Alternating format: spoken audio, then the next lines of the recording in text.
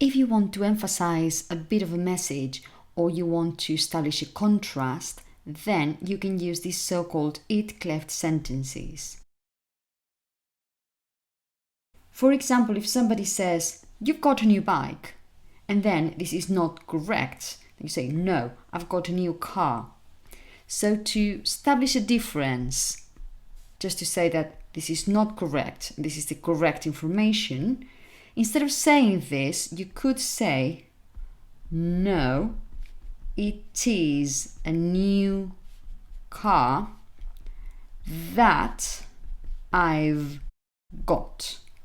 So as you can see, you start by saying it, then the verb to be, then the different thing, somehow the focus of information, and then you use that, subject and verb.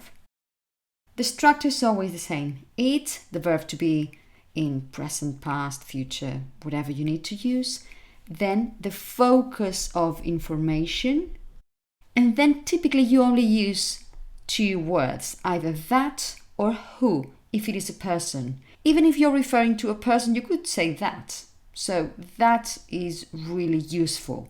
But anyway, that or who. Just remember, you can't use when, where, why, how, any of those WH words. You can't use them here. And then after that, there would be a subject and verb.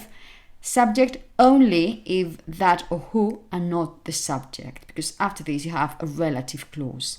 If the subject's already here, then no subject. For example, instead of simply saying parents complain about this and not children, if you want to focus on parents, you could say it is parents who or that complain about this. Notice that in this case, it doesn't really matter if what you're going to say here is a plural word. That doesn't matter here. This verb, because it follows it, this is always going to be in the singular. And then the verb in the relative clause, if this is a plural word and it's going to be the subject, as is the case here, then this verb would be in the plural. But this will always be in the singular because it refers to it. Then, as I said before, even if you're going to be focusing on a time expression, if somebody asks, "Are you going to the dentist today?" and this is the piece of information you're going to focus on, you're going to establish contrast with, you could say, "No, it is tomorrow that I'm going to the dentist."